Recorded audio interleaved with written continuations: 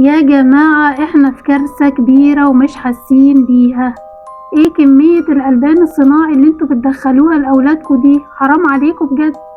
كل الأمهات اللي تولد من هنا وتبقى عايزة اللبن الصناعي من هنا. طب فين الرضاعة الطبيعي؟ فين دورك انتي؟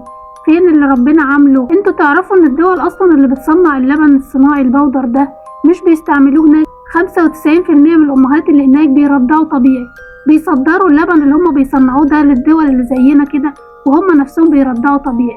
ده معناه ايه؟ ده معناه ان هو كويس؟ لا طبعا، هم بيفضلوا الرضاعة الطبيعية لان هم عارفين قيمتها للأم وللطفل.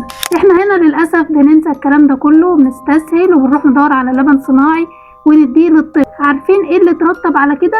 أسعار الألبان بقت خلاص يعني في السماء ومحدش عارف يتحكم في الأسعار، وشركات الأدوية عمالة تغلي براحتها أسعار الألبان.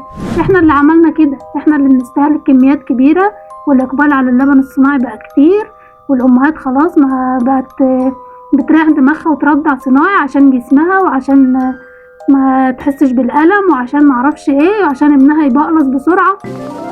بقلصة، بس بقلصة مش طبيعية، بقلصة مش صحية. اللبن الصناعي فعلا فيه كمية بروتينات عالية، علشان كده الطفل اللي بيرضع صناعي بيبقى جسمه كبير عن الطفل اللي بيرضع طبيعي، ولكنه مش صحي. احنا بندور على الحاجة الصحية ولا الحاجة اللي تنفخ طفلنا وخلاص على الفاضي؟ رضعوا طبيعي يا جماعة، وارجعوا لأصلكوا تاني، وارجعوا للطبيعة. مفيش أحسن من الطبيعة.